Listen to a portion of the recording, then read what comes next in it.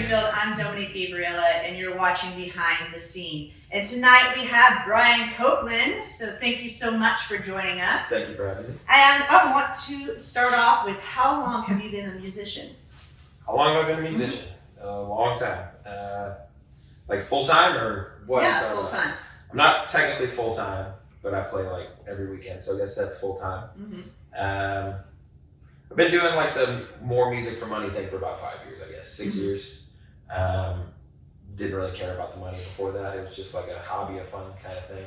But I started getting better, so then I was like, maybe I should start actually making money off of this and legitimately making money off of this. That's not what I recommend to everybody that goes and plays that. Right. Make money to begin with, because it's really hard to come back after you've already been booked for not much. Yeah. So has it strictly just been here in Springfield that you started off, or were you somewhere else? I started here. I play regionally though. Mm-hmm. I've played all the way out to like Denver area and stuff. South Dakota, I played shows up there, and like, but no, mostly it's Springfield area, and then like the lake and Arkansas and whatnot. But yeah. Now, I know that you have been in other bands. What is your main band right now? My main project right now is my solo project. Just your solo stuff. Luna J has been my band for a long time. We've kind of had like with the coronavirus and everything else, there was a lot of change over there, so our keyboardist left, and our bassist basically decided he wanted to just play like for hire for right now. So we'll hire him at times, like our old bassist. But me and the drummer have continued on with the whole Luna project, and so we're just trying to hire out and find the best people to kind of fit along with it. And we haven't had any shows since September 1st. Actually, Bash in the Grass. Yeah, the Bash in the Grass one. Bash in the Grass was our last show as a band, and then I've just been doing a lot of solo stuff. So kind of made the solo thing my like main thing for now, and trying to piece together the right people to make Luna still sound like Luna. Mm-hmm. It's going to be the same songs, like, you know, most of them have been written by me, so it's going to be a lot of the same music. Might throw in some newer stuff. Might do some of my own solo project stuff with the band as well. It's just kind of it opens up a lot more possibilities that way to go in different directions that I've wanted to go in some ways for a while and haven't been able to because the band didn't want to go there. And that was fine. It was just one of those things that, like, now that we're, you know, in a different spot, I'll be able to kind of, you know, experiment and see the best things that fit and the best things that bring people out and Right. have good music for. So. Well, that's awesome. Now, majority of your songs are written by you, but you have covers as well. Yeah, so when I do solo stuff, I do a lot more covers, just because it's smaller venues and like that kind of setting. But I'll still try to mix in as much originals as possible, and usually stuff that kind of just meshes with my mood at the time, or the stuff that's kind of the more crowd pleaser stuff. That's the thing that annoys me the most about doing the solo thing is it's a little harder to throw in a lot of the ones that I love to play. Yeah. The crowd isn't quite as on board with if it's just one song. You know what I mean? So that gets a little harder. But there's times where I just throw in a lot of original tunes at those shows, and I just try to change it up as much as possible. I don't ever have a set list when I do those shows. I play whatever I feel like the mood fits at the time. So I'll play more folksy stuff, or, you know, whatever. If there's that kind of crowd there, I'll play a bunch of different things. I try to like mix it up depending on crowd. So it's real nice to not have that set list, because that's something that as a band I feel like we got stuck doing, and it's just harder to gauge a crowd and like have the better entertainment that way. So it's a lot more fun sometimes whenever I just go off the seat of my pants and see how people react to things, you know.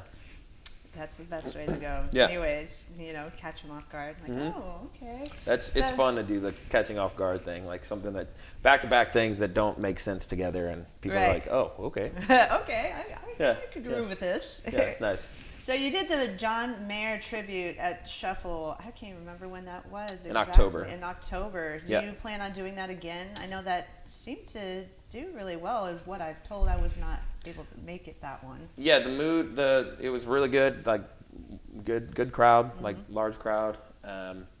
We've had a lot of people asking us to do it again. We've had some people asking us to play out of town as well. So yeah, we're gonna continue doing it. Me and the drummer, Doc O'Connor is his name. We are both in that together as well as like John Anno, and Krista Meadows does backup vocals, and then Kyle Vance does bass, guitar, and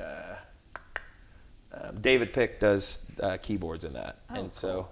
So it's kind of like a mix of a lot of really good area musicians, and it's been a lot of fun to just. Oh, and Ryan Dunn also put some saxophone on spots because he's Ryan Dunn. Yeah, because he's Ryan. But it was a good time, and we'll definitely be doing it again. I'm trying to remember. Yeah, we did. Actually, I don't remember what the date is right now. It's in May, I believe. Maybe the 20th or the 19th. Can't remember. Don't quote me on that. But in May, we're doing it again. We're doing it at the Riff this time. Oh, sweet. So we're trying to. I would love to push that a lot more.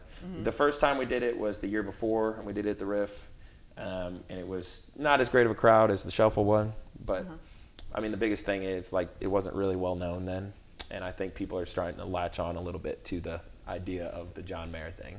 So sweet. It's been cool. It was my baby. Like that's the only thing that I ever really wanted to do as like a tribute thing, like. Because him and I feel like have a very similar kind of path to writing and all that kind of stuff. So it's really helped me to become a better writer. It's helped me to become better at my instrument. And that's what I try to use tributes for rather than, just playing stuff that I love. It's also like a way to grow as like an original artist. And it's been a cool thing because I get in his head a little bit and I learn a lot more about how he writes songs and like the whole process of that has been really cool. So you go in depth, just get deep into it. Yeah, I try to.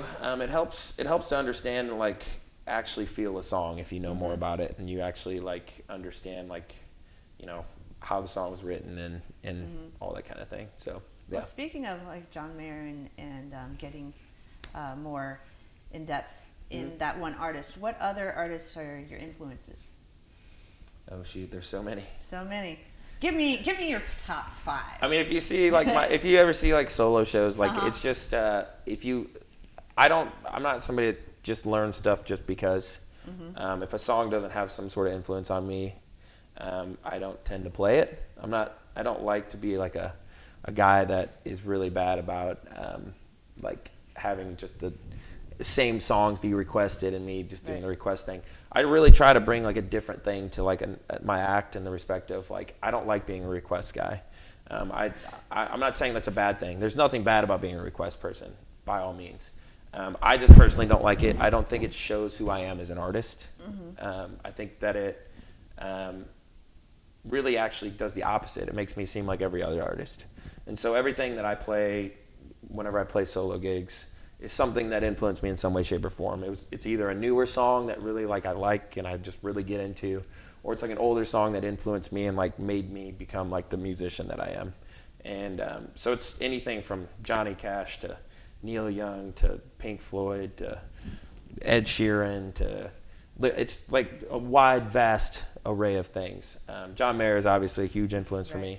The Chili Peppers are a big influence for me. Like there's so many of those things that like I've taken like pieces from, and it's made me like become a better musician.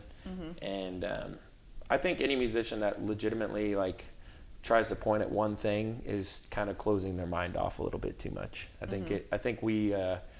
get influenced by stuff that I don't even like as much. Like there's songs that I play that like I didn't even love before I started playing them, but I just respected the song. I respected like what it brought artistically or whatever else. And so like I started playing it, and then I fall in love with it sometimes. And it's a really cool thing. Like I was never a huge David Bowie fan. Never have been. Sorry.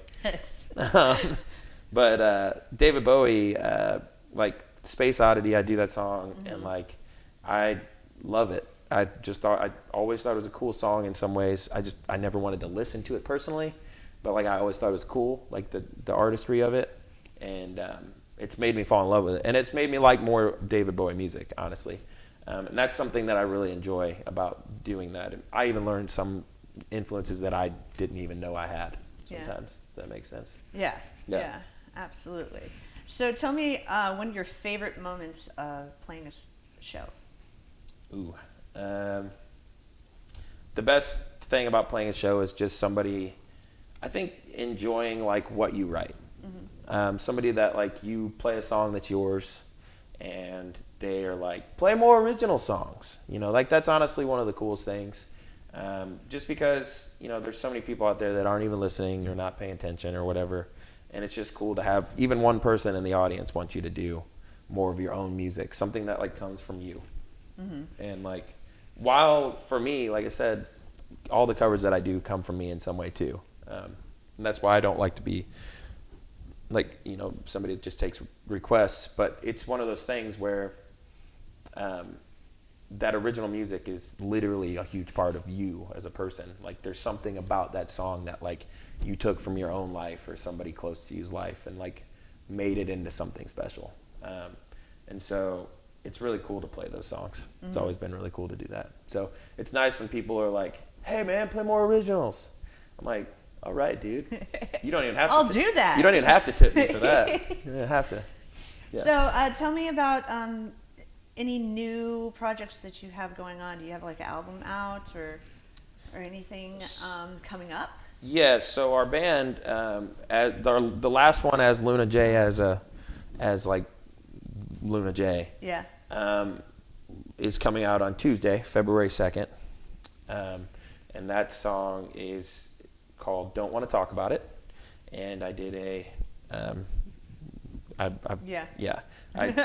did a recording of that song you'll for see y'all. That you'll here see that in at a little bit. some point here. Yeah, at some point. But anyway, that the song is it's the last one we did as a full band. Wrote it more as a band. Actually, that song was more written as a band. Less just like me coming with a song. Tyler actually came with a really cool keyboard part, and we went from there. It was actually like we had like some ideas from some chord structures from like a Mac Miller song, and it was a lot of random stuff that went into that song. Like so we made our own thing out of it, and yeah, it's a cool song. We have Chris Palmer on it. We have Chris Meadows on it, singing backup, both of them. Chris kind of features in the end of the song a little bit. Steven Sparks plays some guitar on it, and he joined our band very briefly, and so he did some guitar work on that as well. And it's a cool song. It's a really cool like pop song. Sweet. And then otherwise, I did like a solo tune with Tyler Stokes. He goes by Jackson Stokes, but he does like national touring with Devin Allman. And we were friends. He used to live here, and we were friends with Delta Soul Revival. I don't know if anybody remembers like that band from, I don't know, like early 2010s. They were a thing. Anyway, they were like it had like Rico in it and Sean Monday in it, and like yeah, it was a really good band. But Stokes has always been one of the best guitar players I've ever met, and it was really exciting whenever, you know, we were talking, and he's like, man, it'd be really awesome to just get together and write a song. So we did. He came down, and I got studio time for the next day, and he came down, and we wrote a song and recorded it in 24 hours. Wow. Had nothing to start with. We just literally sat down and started messing around, and we went in the studio and recorded all the parts. Had Richie Allen come and do some drum work on it, and we recorded a bunch of different parts on it. Tyler can do anything. Right. He's annoying sometimes. He's a really good bass player still, apparently. He didn't even know that. He didn't even know. He played the bass on the track, and it was stupid good. It's like, oh, I could do this. He played piano on it. Yeah. I played some guitar. He played like solo guitar. I did the singing. We did like all the writing stuff together. We'll eventually probably put together. I recorded like all the whole thing of us like writing and like it's dumb. I mean, but it's just like a lot of time. It was literally It like sounds like a lot of talent. we went from 6 p.m. on, I think it was a Tuesday or something. We started like 6 p.m. on a Tuesday. We wrote till about 2 a.m. and we're like, well, we're going to the studio tomorrow at 10 a.m. So we'll see how this turns out. And we went to the studio at 10 a.m. and it sounds great. I love it. Wow. It's kind of John Mayer Paradise Valley kind of vibe. If you've listened to that, it's got like cool little guitar riffs and like it's different sounding. But it's good. It's got rootsy kind of vibes to it as well. So when is this one already out, or when is it going to come out? No, I think it's called How the Streets Have Changed, but that might Okay. that might change. Okay. Yeah. But that's the line that I say over and Yeah. over again. I don't really remember the song at this point because we literally wrote it and recorded it, and I haven't played it since. Oh. So It's one of those. yeah. So I don't. I mean, honestly, have any idea how to play the song. So don't ask me to play it. We talked about like doing like a tour together and stuff at some point, and he's mentioned like having me come up and have his band back me and stuff, and so we could do stuff. But it's a cool little collaboration, and he's a fantastic musician, and Richie Allen's always fantastic. That day it was like 11 a.m. or something, and I was like, "Hey, Richie Allen, like, you want to come drum on a track today?" And he's like, "Be there in an hour, bet." And I was like, "All right." So he showed up an hour later, and we put it down. So. Nice. Yeah, Well, but I think that's it. Yeah. So I'm supposed to go in the studio and finish it up. We finished everything except we have to put an organ part on it, and then just finish mixing and mastering and stuff, and make sure that every part fits together really well. But I mean, you do it in 24 hours pretty much, and it was back in the beginning of October, so it's been a little while.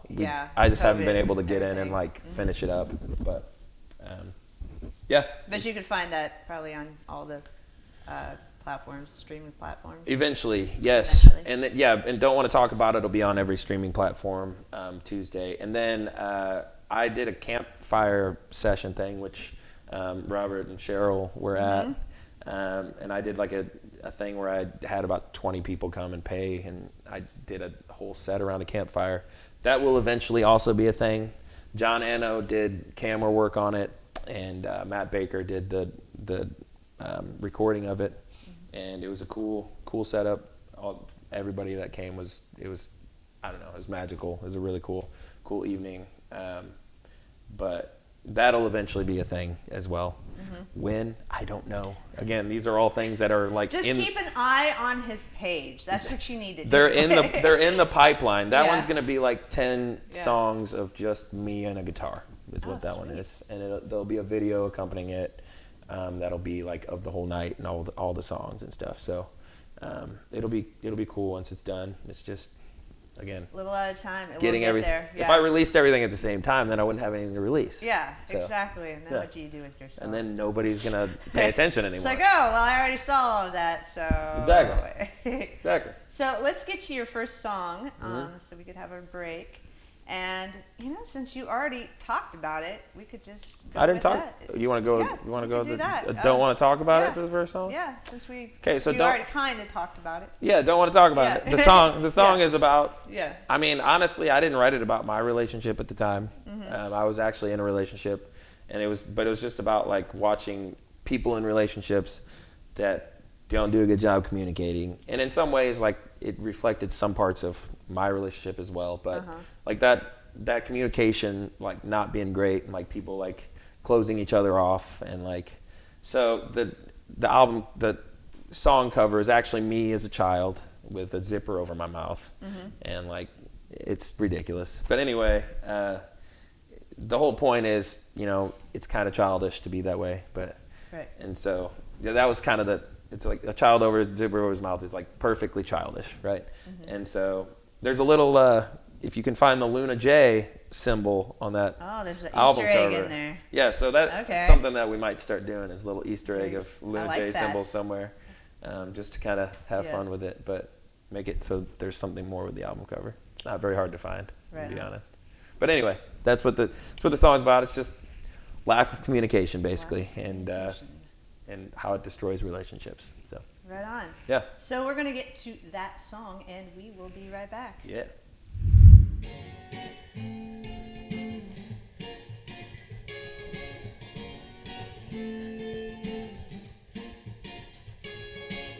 You say I disappear, 'cause I've had enough of all this gossip and these smears. I feel like giving up after all this time that you wasted trying to make me understand your pain. All I see is this shadow shell of you in front of me. I see you calling, there's no way to hide from your mistakes. You think I'm falling for it 'cause I long for your embrace. You keep on calling back, but I don't wanna see your face. Don't wanna talk about it, don't wanna talk about it. I see you calling, there's no way to hide from your mistakes. You think I'm falling for it 'cause I long for your embrace. You keep on calling back, but I don't wanna see your face. Don't wanna talk about it, don't wanna talk about it.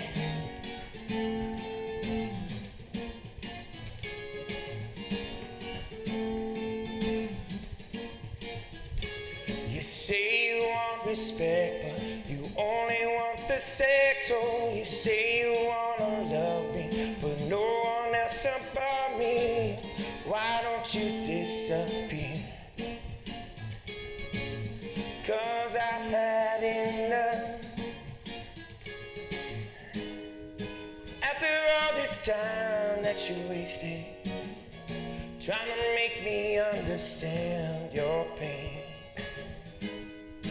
All I see is this shallow shell of you in front of me.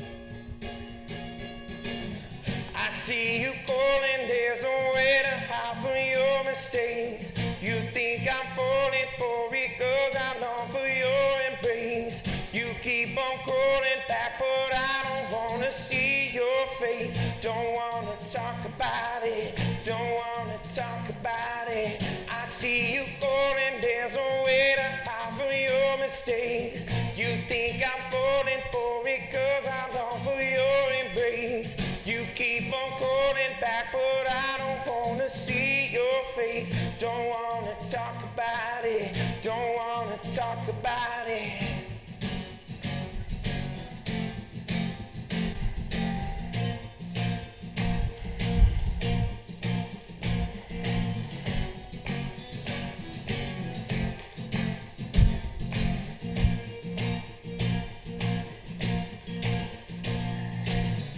See you calling out a way to hide from your mistakes. You keep on falling for it 'cause I long for your embrace. You keep on calling back, but I don't wanna see your face. Don't wanna talk about it, don't wanna talk about it. I see you calling, there's no way to hide from your mistakes. You think I'm falling for it 'cause I long for your embrace. You keep on calling back, but I don't wanna see your face. Don't wanna talk about it, don't wanna talk about it.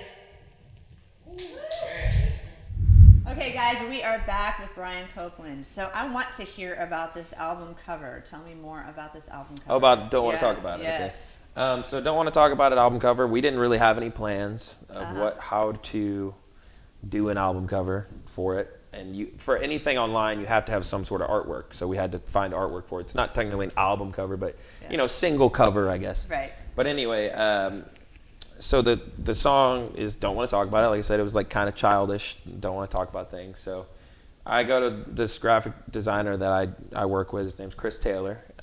He's a good friend of mine. He graduated with the graphic design thing and still doesn't use his degree, but he is great at what he does and he works really hard. And he's an awesome person. But anyway, I go to Chris and we discuss it and we have all this conversation about what we could do and he's like, oh yeah, you're saying that like it's kind of like a childish thing to like not want to talk about it and I was like, yeah. And he's like, maybe we could have like a child on the cover or whatever.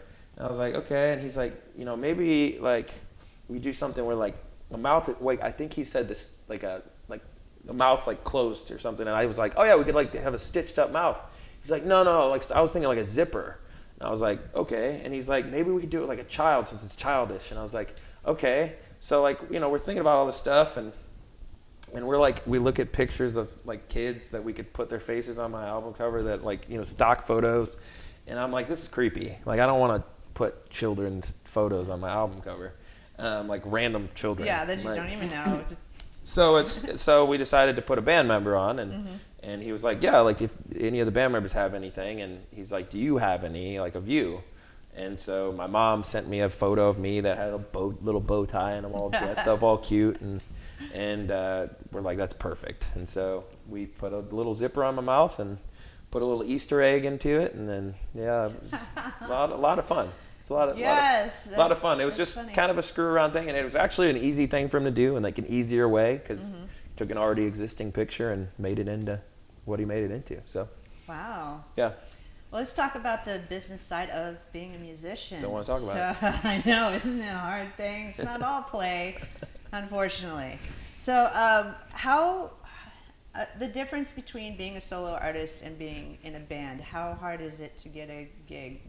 Which one is more difficult? Being in a band is harder to get a gig.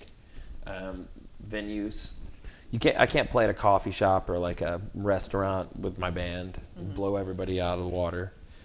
So it's just harder to get stuff as a band. I mean, it might be harder to get stuff as a solo artist if like I didn't have the connections I have or whatever. And vocally, like if you can't sing, it's really hard to get, you know what I mean? Like right. It's hard for like just somebody that plays bass guitar to get a solo gig. So obviously, like I want to have more band gigs as well, because it helps the community as a whole. It's not, I'm not trying to be some selfish dude. I don't, like a lot of people like to get together and do solo gigs with other people. In that respect, I'm fine with it. I enjoy having fun with that. I'm not the best at it, but it's something that I enjoy. But whenever I do a lot of gigs, I don't like doing that as much, because like I kind of have my own thing, and it's not any, like, I don't know. Sometimes I feel like I'm like, I've had plenty of people have me come do stuff with them.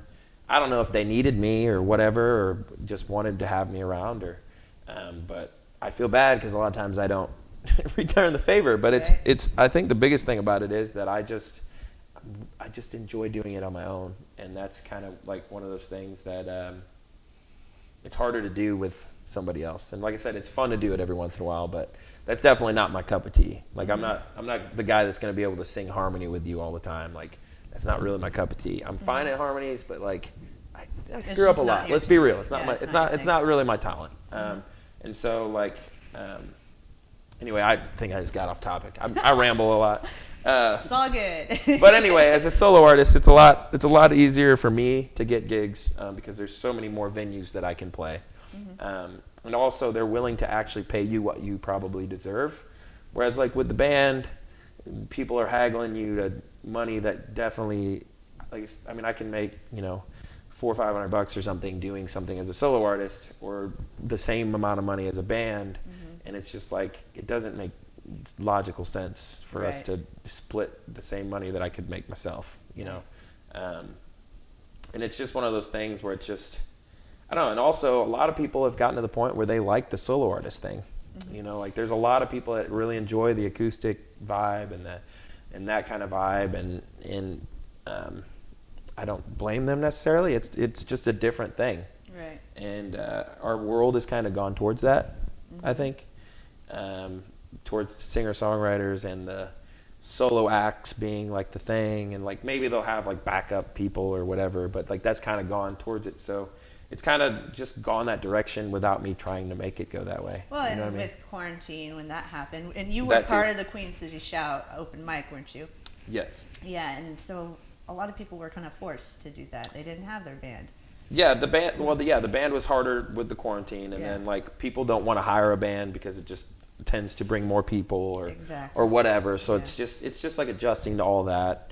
And then like there's a lot of things to do with the quarantine too that made it even harder. I mean, I tried really hard for a while to at least have a band show a month somewhere. I wanted to do more regional shows, but especially with the pandemic, it just got impossible. And I didn't want to overdo it. That's another thing about you're asking like the business side of things. like just like overexposure. You know, as a solo artist, I don't feel like I'm overexposing because whatever venue I'm playing at, most likely like there's a built-in crowd in some way, shape, or form for the most part. And so overexposure as a solo artist is a lot harder. Whereas as a band, like you're bringing the people, or you're expected to bring the people quite often. So if you overexpose and you play too much in that market too often, you're not going to ever have fans show up. And so it's like a chicken and the egg thing. Like which playing more shows, does that make more fans come out, or like do more fans come out just because you're like playing shows less often, or like what, like you know what I mean? Where is the formula? Yeah, it's a difficult thing to because again, you have to play enough shows to stay in people's minds, but you don't want to overplay shows because then people don't. They're like, I can just see them next week. Yeah, exactly. Like there's no reason, so you're spreading out your crowd. But yeah, solo, you can. I mean, I can play 5 different places in a week, and most of those places are going to have a different crowd because they already have a built-in crowd, and that's why they want music to begin with. So do you book yourself, or do you have somebody else handle that? Yeah, I book myself. Johnny Shelton's been helping me book for the lake because he has a lot of contacts up there and stuff. I just give him like a little bit of money for that, but like it's been good working with him, and he's been really helpful. But it's one of those things where for the most part, most people aren't going to, take a very small fee to just book you. So it's going to end up being some exorbitant amount, or, I'm not making enough money for a small fee to be worth it. Like a lot of booking agents charge 10% or 15% of whatever your fee is. And like, if you're only making, $300, it's $30. That's not really doing enough for somebody. So I don't blame people, but it would be nice to have somebody. I would love to have like a manager, booking agent, or something, as long as we could work something out that worked for everybody. It's just finding people that have more contacts than I have, and I've been growing my contact base for a long time now, regionally, and I'm trying all the time to grow it. I mean, a couple weeks ago, I literally just went to Fayetteville and Eureka Springs, mostly to just try to see other venues that are open that I could maybe play at. It was like a little mini vacation where I'm kind of working, seeing if I could find like new venues. And that's what I do a lot of times, and I'll try to just like go places. It's better a lot of times to talk in person to people, and because that way they know your face, they know like, your more about you, and your confidence level, everything else. Yeah. It just shows like a lot more about you than just like sending an email. Here, book me. This is my shit. Yeah, and so like, I mean, a lot of times I'll send emails. Don't get me wrong, I send hundreds of emails, but it's just one of those things where it just helps. It helps a lot, and I've had a lot of good word of mouth booking, a whole lot of good, which is awesome. Thank you to anybody that's told people about me.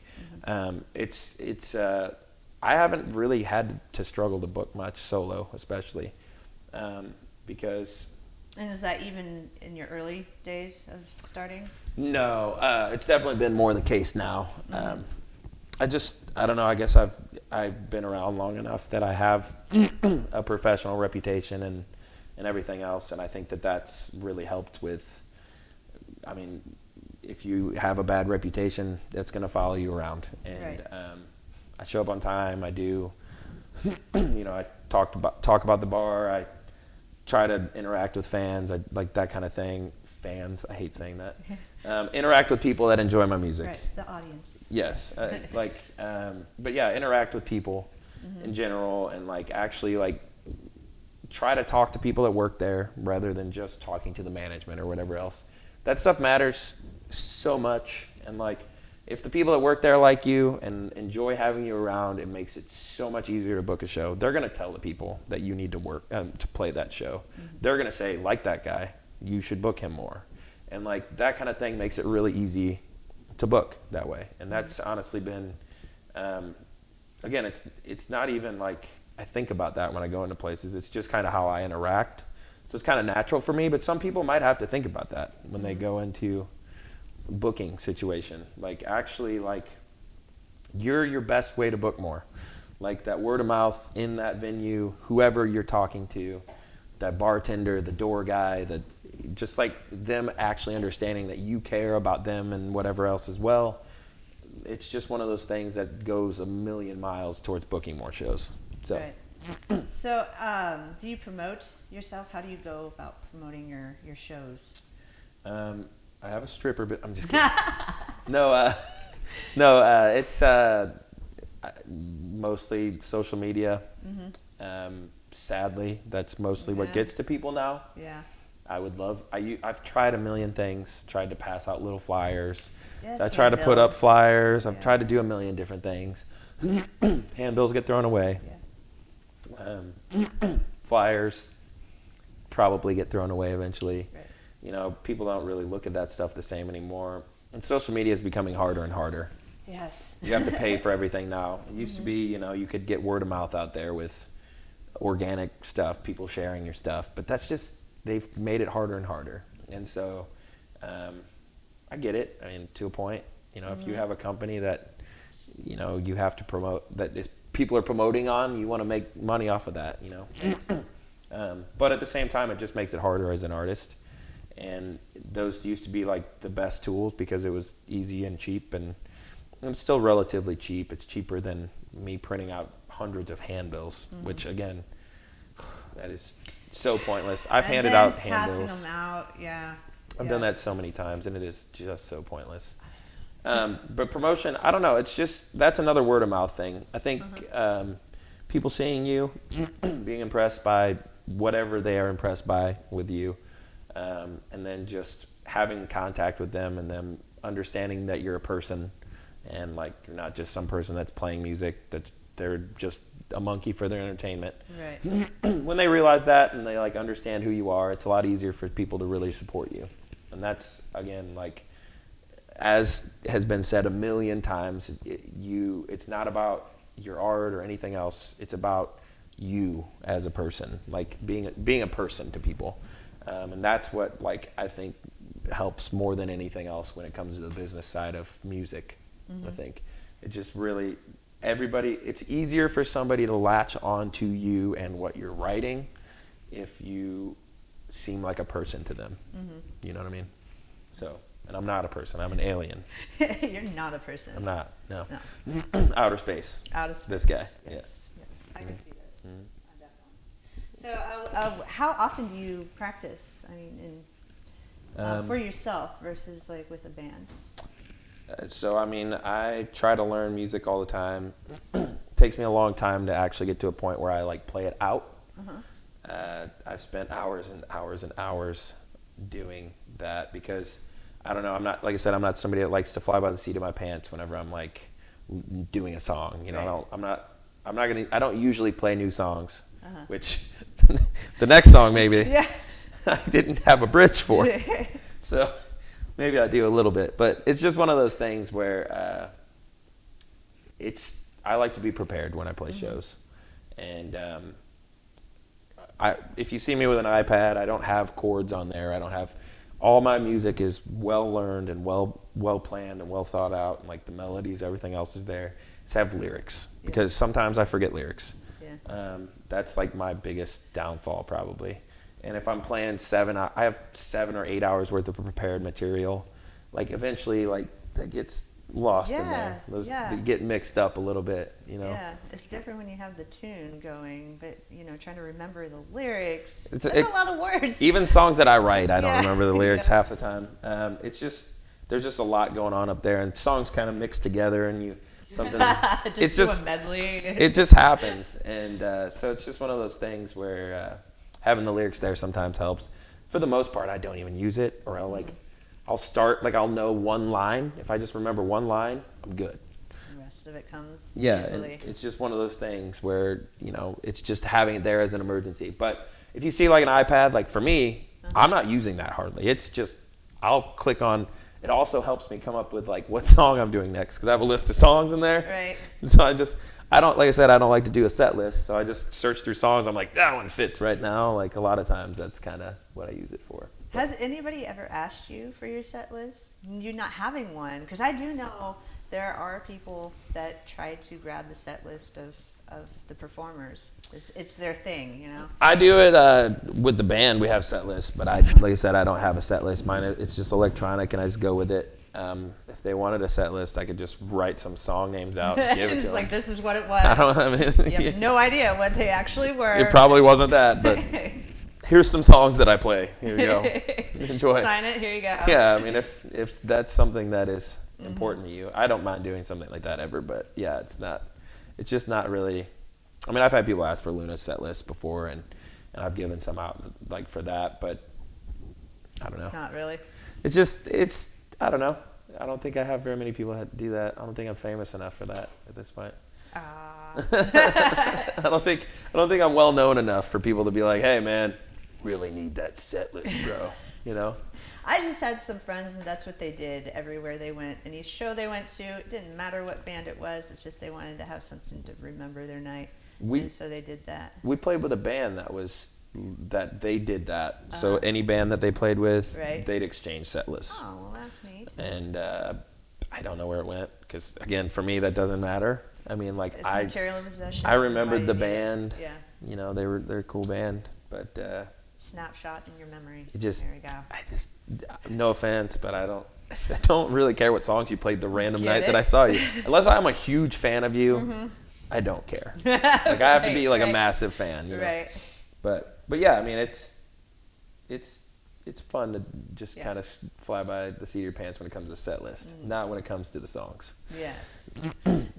So, do you have like a process of writing your songs that you could give some tips to, you know, some people that are trying to write their own songs and just don't know how to do that? Well, come up with a big idea first. Mm-hmm. Make that big idea become the chorus in some way, shape, or form. If I have a process, this is it. Right. As in, like, it changes all the time. Yeah. Sometimes, like, I'll come up with a verse and have no chorus. Sometimes I come up with a chorus, have no whatever, right? I almost never can come up with a bridge. Let's be real. I'm terrible at it.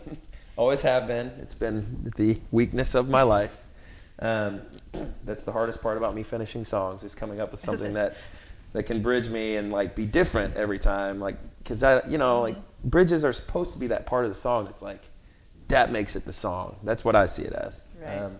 So it's hard to like, that's why it's so hard. Cause it's so, you want to make them different. You want it to make it like, this is the song here. But anyway, I'm again rambling. No, so come up with a main idea of the song, whatever that may be, whatever breakup or whatever. Have a chorus that fits with that main part of the song, and then from there, the biggest thing is that main part should be in my opinion, the least specific part of the song for the most part. As in, like, the chorus should be able to catch you without being too specific. And then from there, you describe the chorus in your verses. So you use that main idea and you describe it in your verse. So every verse describes that main idea in some way, shape, or form. There's a million ways you could go about describing it, but describe that chorus. And then, if you want a pre-chorus, there's a million ways to structure a song. You don't have to have a pre-chorus or whatever. But in some way, shape, or form, you're going to have a refrain, and you're going to have like things that describe that refrain. And then usually like a bridge is a carrying back from a chorus to a chorus. You're not just doing chorus. That's a lot now, pretty much what music is. But the bridge is supposed to bring you from a chorus to a chorus, or from like a verse or some kind of change to back to a chorus or whatever.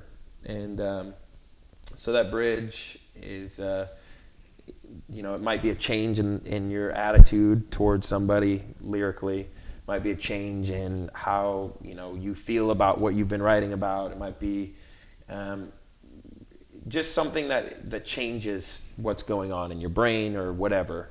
And every thought process you have can have that opposite thing. So if I'm talking about love, I could talk about how this love is different than the heartache that I felt before and describe that heartache in the bridge or whatever. Like, there's a million ways that you could go about it. There's so many different combinations. But The bridge is just, like I said, it tends to be the thing that makes the song besides the hook. The hook makes the song, which is the chorus, the refrain. That makes the song, and then the bridge is right behind it. It's just the thing that ties everything together. It's like that moment that's supposed to be like the peak of your story almost. And like it can be musical, it can be lyrical, it can be a million things, but it's just that peak. You have to hit that peak before you can resolve the story. And I've always thought of like songs as like storytelling in that way, musically and otherwise, because like you should be, you know, having an introduction to the song in some way. The best songs do. Introduction in some way. You're growing up till you get to that peak, and then you're, you know, you can stay at that peak for the last choruses to resolve the song, or you can come back down and resolve the song. But like everything, if it doesn't have that dynamic, it's never going to be anything. That's the way I see it with songs usually. So. Wow, that is a process.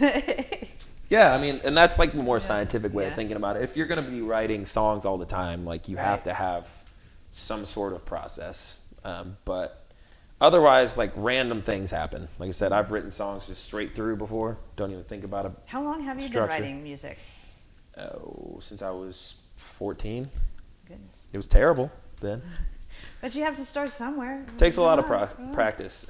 It was really bad then. But it's, you know, God, I look now back. You've grown up. I look back at some of that stuff. It is so bad. But I have like a whole, you know, notebook full of stuff that I've written, you know, with the band since the band's been around. Over 100 songs that, again, didn't use all of them, but over 100 songs that have, you know, been written, and many of them have not been good, and so we didn't use them. But 40 to 50 usable songs out of what that I could perform. Yeah. I'm not somebody that writes. I'm not somebody that writes hundreds of songs. Right. Like, I don't know, Prince wrote a song a day apparently for a while, and I've heard that. stuff like that. And like he picked what he thought was the best. And like for me, like I don't know. I'd rather just write a good song. I don't know. Right. So let's talk about the next song that we're gonna show here. Okay, the next song we'll do Forgiveness next. Okay. Yeah, Forgiveness. This song is about somehow a love not working out, and whether you're trying to get back together or you're not trying to get back together, it's important to find forgiveness in that person, whatever that forgiveness may be, however things ended, whatever. But anyway, it's about like that kind of thing, and a lot of times we hold on for a long time, and we're going to continue holding on to what we had until we find that forgiveness. So well, we heard it earlier, and it's beautiful. So you guys take a listen, and we will be back.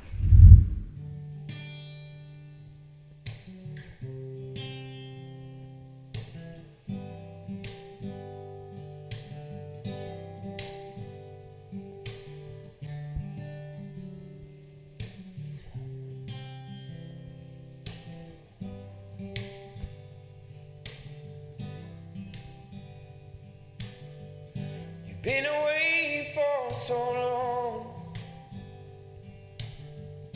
reluctantly been moving on, but now you're back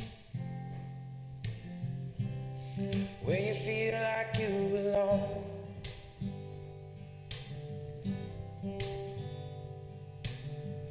Face my demons, you face your course. Miss this love we had the most. Here we are. Can we let the past go? Here we are. Can we let the past go? We've given all our time, we've given all our hearts. This love we let just fall apart.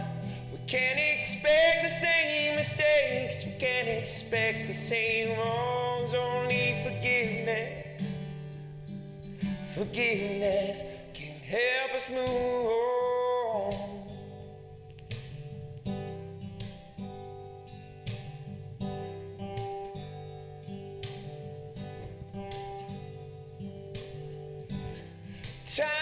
time again.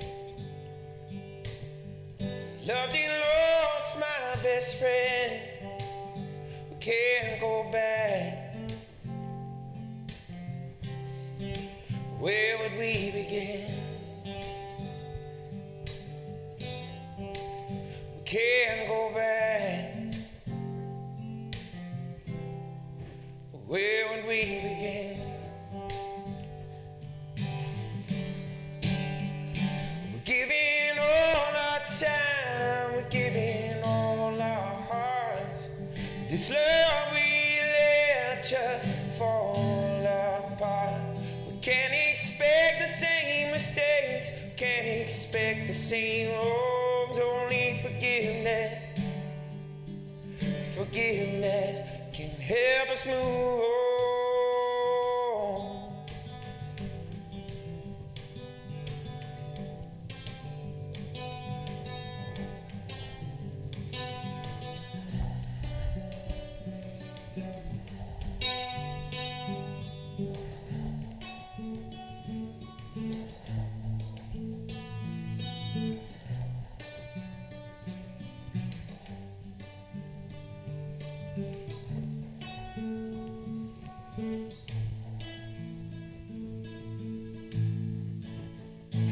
Getting all our time, we're giving all our hearts. This love we let just fall apart. We can't expect the same mistakes, we can't expect the same wrongs. Only forgiveness, forgiveness can help us move on.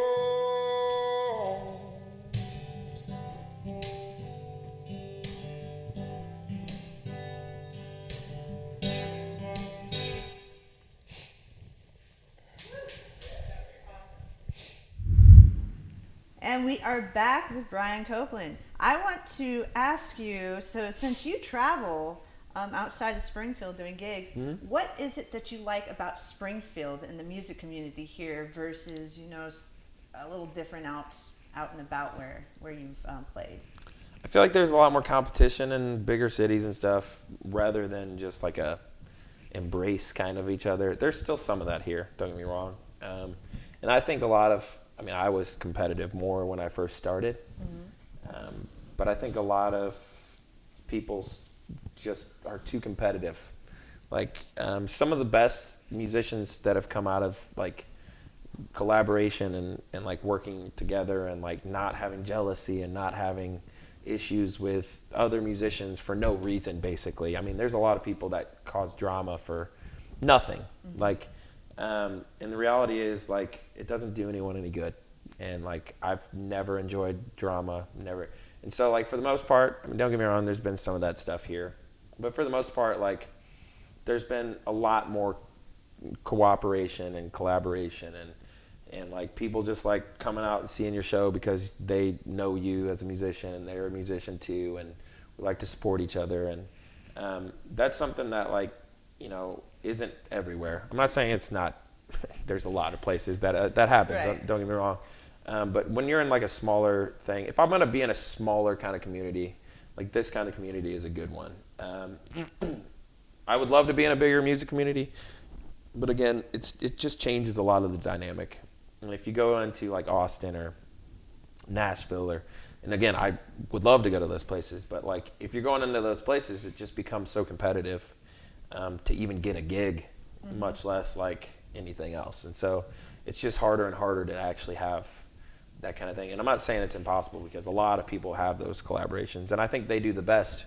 You know, Seattle in the 90s with like Pearl Jam and like, you know, like all those like bands that would like support each other, like Nirvana, like all those groups that were just like there for each other. That kind of thing is like what drives you more. And so that's something that like I've really, and it's become less of a thing since the pandemic because it's harder and harder to do that. But like there's been a lot of that here and like and around the area and regionally.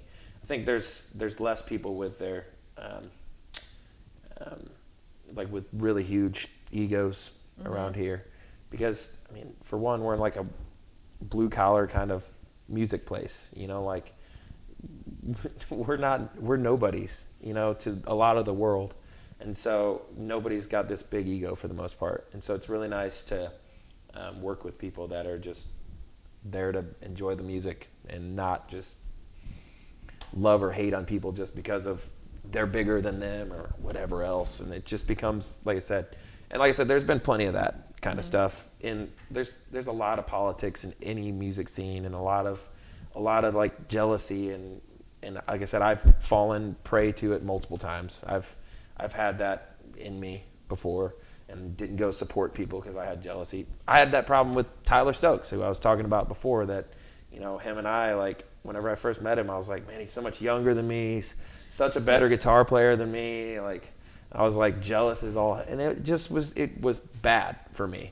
And then it come to find out, we got together with him, I don't know, October 2019, and we did like our video series and whatever with him.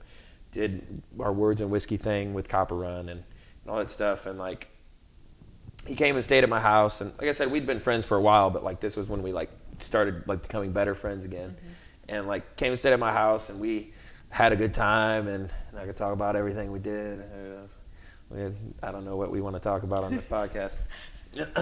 Anyway, had a good time, right. Had a lot of fun, and we just were, you know, talking about how we felt about music and everything else. And he mentioned, he's like, man, I've always been envious of you. And I was like, what?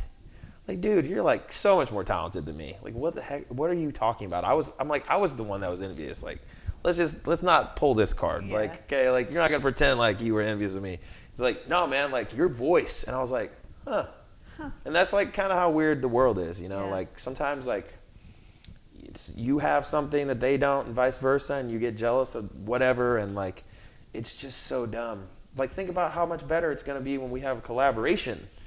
Yeah. If we're both jealous of each other's talents, you know, like why wouldn't you want to use that instead of like being jealous of it?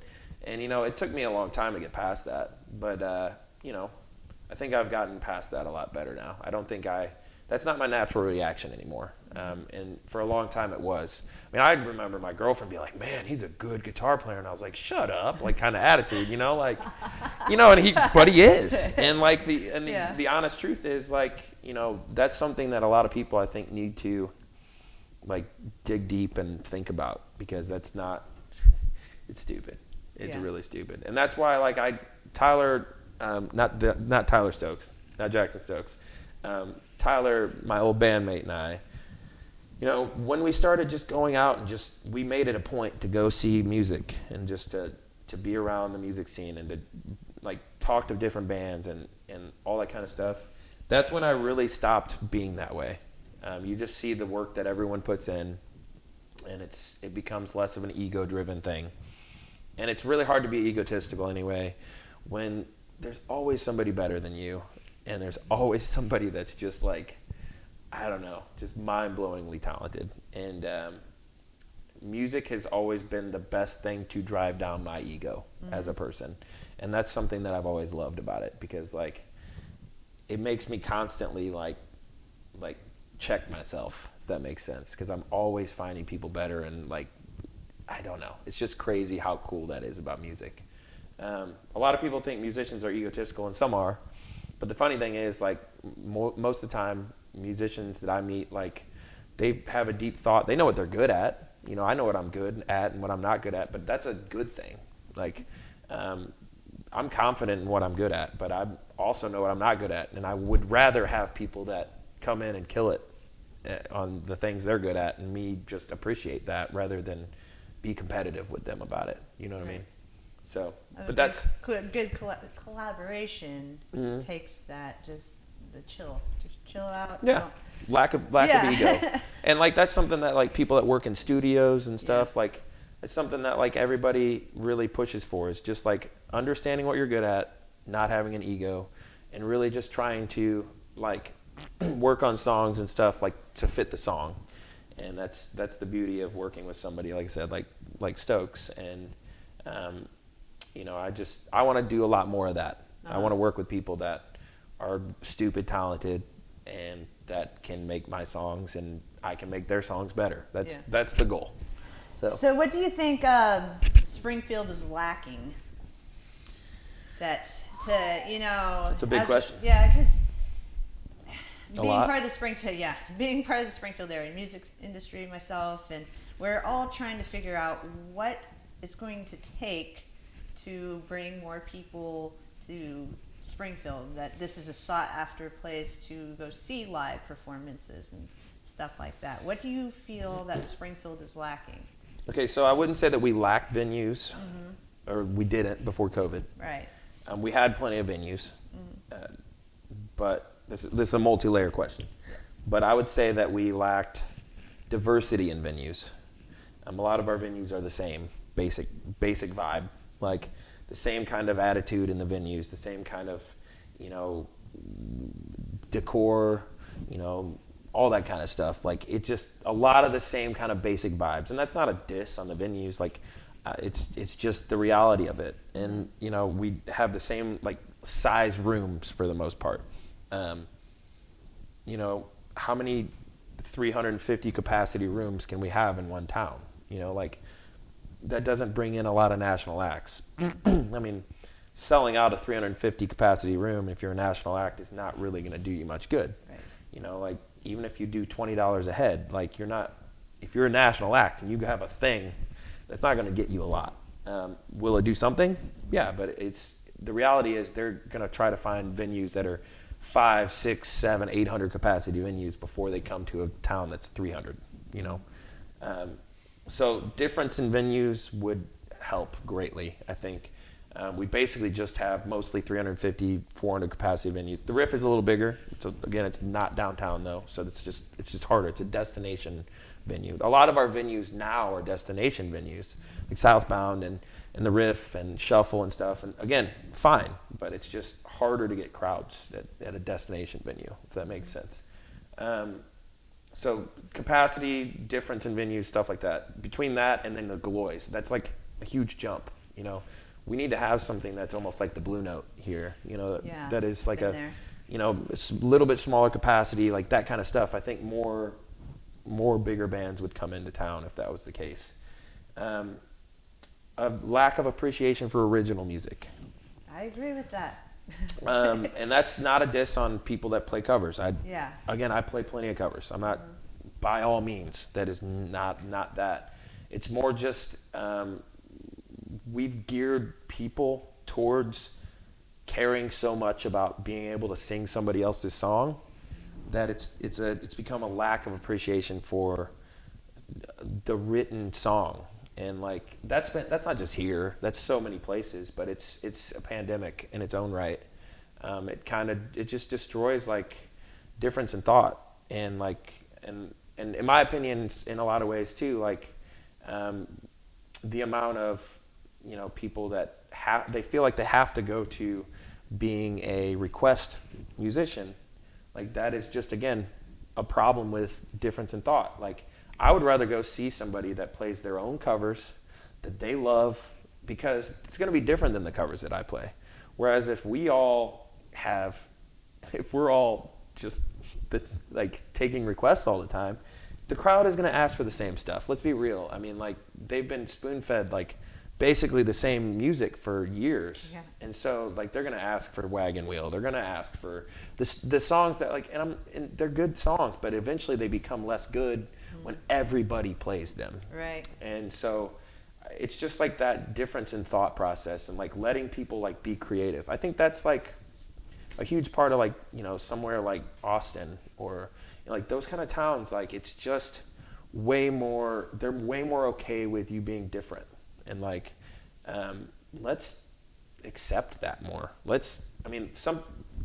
It hurts us too, because a lot of people think they have to be that. They think they have to be the same as everyone else to make money. And you don't. Most people will tell you that I'm not the same if you come see me as most people, and I'm fine. I don't struggle making tips. I don't struggle with any of that. And it's just being good at what you do. It's being good at being you. And you can play original music and do that. You can play mixes of music and do that. Our band is mostly an original band, and it's harder. It takes longer to get noticed, but like, I don't know, I just respect that more personally. And I think that, like, again, it's just a mindset thing. I think it's a self-fulfilling prophecy on both sides. Like, I have to do this to get noticed, and then they're like, you have to do this to get crowds in here, and then it just becomes like this, circular logic of like, this is what you have to do in order to have somebody care. And right. Like there's a formula to it. Yeah, and then and there is, again, to a point there is, like, people are wanting to hear certain things. You can mix some of that stuff in though and still do your own thing. And like, people respect that. If you do it well, people respect that. And I think that's just a mindset that we need to kind of try to get away from. And like I said, nothing against cover artists, nothing against request artists. By all means, keep killing it, do you. If that's you, do you. But I think people just need to rethink themselves a little bit more and just like try to do something that they are known for more, rather than what people want them to. So, and that's another thing. And then otherwise, like, I don't know, I think there's a lot of people that are doing a lot of good. Like I said, all the venues that I already talked about, I love them all. Love the Riff, Southbound, like, they're all Shuffle. Everybody's got their thing. Odyssey is great as well. Like, literally everybody's got their own vibe a little bit more now than they did for a while there. It's become a little different, but it's just and then also, I don't know why we don't try to get college students involved more. We have so many college kids in this town, and for some reason, like, they all flock to the clubs. And don't get me wrong, I get that, but like, why is that not something we're trying to push for more? It's a new batch of people all the time, and they like to go out. I get it, like, people that are older will spend more money in a lot of ways, but like, to a point, like, it would be probably beneficial for the scene to cater a little bit more, have an understanding more of that kind of crowd. And I don't think that we put enough effort into that. I don't think anyone does, honestly. And that's something that I'd like to do more. Like, Ernie Biggs is doing music now that's not just piano music. I'm playing there at the end of this coming month in February. But I'm going to try to, like, those kind of shows, I'm going to try to really push it towards, like, that college crowd. And, like, I know that's, like, the kind of venue that is for that. And I think that there's a lot of venues that, like, are missing out on that. I think some people, if they mix it up, they might change it up a little bit. Like, do different things. Do different things when it comes to, like, people paying at the door. Like, don't be so rigid about, hey, $10, and then if it's after midnight, still it's $10. Like, don't be so rigid. Don't be so rigid about those things. I get it. Like, when you go to a concert, you pay for the concert, but it's like, let's let people, like, let's have an understanding that, like, people come at different times. People have other things going on. Like, if I go to a show at 12:30, I don't want to pay the same price somebody that came to a show at 9 o'clock paid. Like, there's a lot of things like that, like, we just are so rigid in our thought process that we don't let it do its own thing. And I think that's a lot of problem with the music industry in general. It's just that rigid thought process and not trying to do different things. The Riff has talked to me, and they're wanting to do a lot of different things. And last I heard, we might start doing, like, a variety style show. I don't know, where I'm basically the person that hosts it, and I do whatever the hell I want every month. It's just once a month. Like, he was like, Bryan, I want you to try things. I want you to, and it wouldn't just be music. It would be, I might get other artists in. I might get comic in. I might screw around, and I don't know. I try to have fun with it. And, like, so if Springfield's Got Talent or something. Nothing that like corny that. Probably. I don't know. I'm not hating. But I think it would be more of just, like we said, not being afraid to try to do different stuff. And I've always wanted to be able to do that. Everybody's always like, sing monkey, and so, like, I just don't dance monkey dance. Is that the song you were talking about earlier? But anyway, everybody wants that, and, like, I just want to be able to be creative sometimes. And I think a lot of musicians and artists do, and there's just not enough of a being okay with that. You know what I mean? And so, I don't know. Maybe it'll suck. It might, Or it might be just awesome. It might. I don't know. I want to be able to like be comfortable being that way on a stage, and like a lot of people don't make you feel that way, and so I just want to screw around and have a good time with that kind of thing if I do it. I started off topic, but yeah, I'm starting like a couple other gigs, like, you know, more regular gigs, like at Galloway Station. I'm doing twice a month on a Monday, like that kind of stuff. So that's something I'm excited about. But yeah, that kind of thing, it just helps you screw around and be more creative. So, just random question. What is the most awkward place you've ever played? That's a tough question. I don't know. Most awkward place. I think the most awkward kind of shows are ones where you're playing and nobody's paying attention. And you're just You sing pretty loud and nobody's paying attention. Whoa. I mean, I feel attacked. Well, no, it's like as loud as in like, hey, I'm here, listen. I'm just kidding. Yeah, no.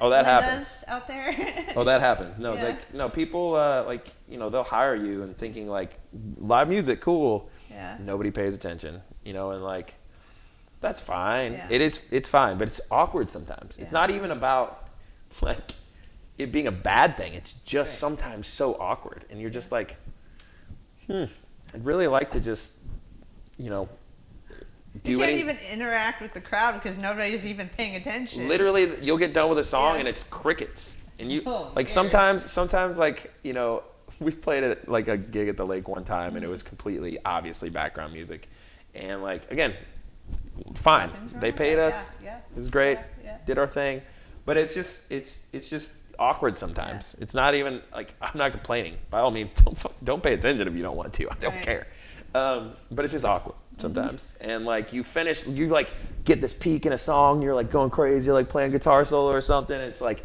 you end the song with like this big like da da da or something, you know, and then it just like nobody cares, and you're just sweating beads because you're just like up there killing it, nobody cares, and you're like, all right, it was a lot of fun, I had a blast with that song, hope you guys are enjoying yourselves, we'll move on, hey, we're your radio basically. And you know, it's not a bad thing, again, it's fine if that's what you want to do. But it does get awkward sometimes because you will just be putting every piece of yourself into whatever you're singing or playing, and you get, oh, nobody else is coughing. You know, and like it's just awkward. So that's why if you ever go to a show and I'm at the show, I'm always the guy in the background that just is embarrassing himself. Hell yeah, brother! And like, you know, always that guy. And like, because I think sometimes people don't clap because they just don't want to feel awkward. Right. Like I think sometimes people don't yell, they don't clap, they don't get into it because they don't want to make people feel awkward. You know what I mean? And like, I don't know why. I think just be awkward. So I just try to be extra awkward so that maybe other people will feel fine being awkward. I don't know. Yeah. So what is the most memorable show that you've ever done? Most memorable show. Opening for Robert Cray will be probably the biggest thing for me for a long time. The campfire sessions was really cool. Just everybody really paying attention and caring and loving everything, like, and enjoying like being there, and us having the camaraderie after quarantine and all that stuff was really cool. But yeah, the Robert Cray show will forever be in my memory because I saw him play on, you know, Eric Clapton's Guitar Festival stuff, and saw him, like, bought CDs of him for a long time whenever I was in high school, and loved his guitar playing, loved everything about him. And he's written songs with Clapton, he's played with John Mayer, he's played with all these people that I'm like huge fans of, you know, B.B. King, like he's written songs with B.B. King, like all that kind of stuff. Like he's in the Blues Hall of Fame, and so like being asked to do that, like open for him was really cool. Seeing him from backstage, and like it was the coolest thing, honestly, about that show wasn't even playing. It was, I had seen him at a show, I don't know, maybe 5 years prior to that, at a blues festival in Columbia, Missouri. And he didn't play my favorite song, which Damn him. My right? I know, right? people say that all the time, Yeah. probably about musicians, and it's like, as a musician, it's like, Right. okay, dude, I can't play that every time. But anyway, it's not even like probably a favorite song of most people. It's called Time Makes Two. It's my favorite song by Robert Cray. But anyway, that song is like so full of soul, and like when I saw him do that at the Guitar Festival at Clapton, I was like, man, I love this song. The whole time while I was at the show, I was yelling, play Time Makes Two at that show, right? Right. Well, he didn't play it. So then when we opened for him, he played an encore song. He hadn't played that song yet. I was like, man, this is his encore. Like, not going to hear that song again. And then his second encore was Time Makes Two. And I was like, did he know that the guy that was yelling Time Makes Two over and over again 5 years ago is the guy that's sitting backstage watching him that opened for him today? Oh, wow. Because, like, I never thought it was even coming. But Time Makes Two was the last song. And it was, like, the coolest thing. And then he got off stage, and his bass player kept talking about the sweat dropping down the crack of his ass and Oh, my God. all this weird stuff. But anyway, Wow. it was fun. Tell me, what shows do you have coming up in, say, like the next month? Okay, in February, I don't have a lot in February. Actually, this is probably my least booked month for a while. I'm playing Valentine's Day at Great Escape. And then I'm going to St. Louis and doing that writing thing with Jackson Stokes again that weekend after that. But then the weekend after that, I'm on the 26th, I believe. I just booked a show at Ernie Biggs. Okay. And so I'll be doing a 4-hour thing that night. So come out for Valentine's Day. Yeah. Come out to Ernie Biggs on the 26th, then come see me. Have a good time with the crazy college kids, and yeah. So to find you on the interwebs, where would be the easiest place? Not just Facebook or anything else? Facebook's easy. Bryan Copeland, Bryan with a Y. BryanCopelandmusic.com. And then Luna J is the band. Luna J. That's it. That's it. No J-A-Y or anything, just J. And then lunajmusic.com as well. And then, yeah, you can find me on Instagram, all that stuff as well. Just look up my name. Okay, right on. So we're going to have your last song play us out. You want to say anything quick about that one? Yeah, that was Heartbeat. I wrote Heartbeat. That was our band single last year, I believe. 2019, I think. I don't remember. 2020, somewhere in that range. But anyway, it was our band single, and it's just about, somebody that you care about a lot, basically, and I just wrote a pop song about it. So it came out of a 808 sound that Tyler was playing. Do, do, do, do, do, do, do, do. So it was really, that's what it came from, and it became a song from that. So. Right on. Yeah. So if you want to find any of where he is at, I'm going to put it in the comments area below, in the description area. That's what I meant. So you can find him easily. Just click on one of those links. Keep an eye on his page, because by the time you see this, those shows might have already passed. Maybe. You do not know. You don't. I don't. But yeah, just have to keep an eye on his page. But thank you so much for joining. Thank you. And we'd love to have you again. And we'll Yeah. definitely be at one of your shows again. Yeah. It's always a fun time. But guys, thanks for tuning in. And until next time, we will talk to you later. Appreciate it. Bye.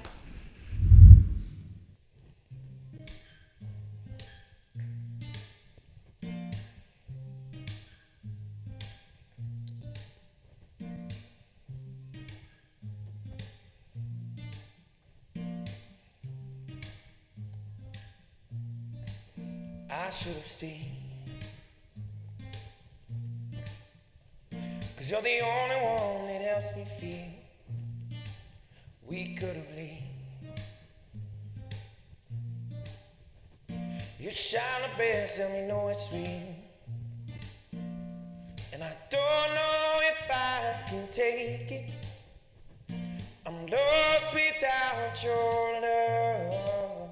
There's no time for us to fake it.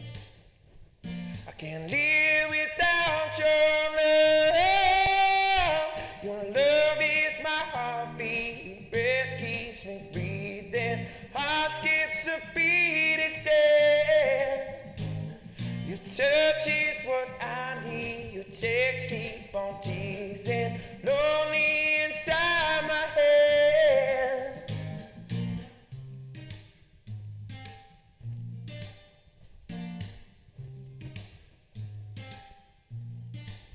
and I've made mistakes. So when you're gone, I always feel your love for me will fade. So I always seem to want you near, and I don't know if I can take it. I'm lost without your love. There's no time for us to fake it. I can't live without your love. Your love is my heartbeat. Your breath keeps me breathing. Heart skips a beat instead. Your touch is what I need. Your text keep on teasing. Lonely inside my head.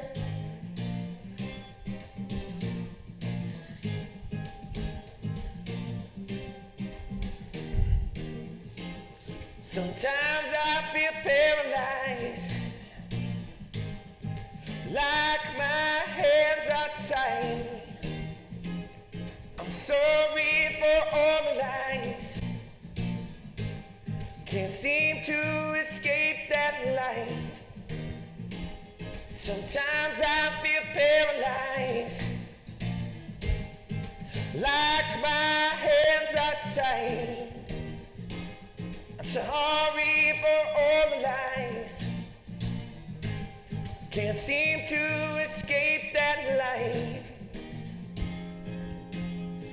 Your love is my heartbeat. Your breath keeps me breathing. Heart skips a beat instead. Your touch is what I need. Your text keep on teasing. Lonely inside my head. Your love is my heartbeat. Your breath keeps me breathing. Heart skips a beat instead. Your touch is what I need. Your text keep on teasing. Lonely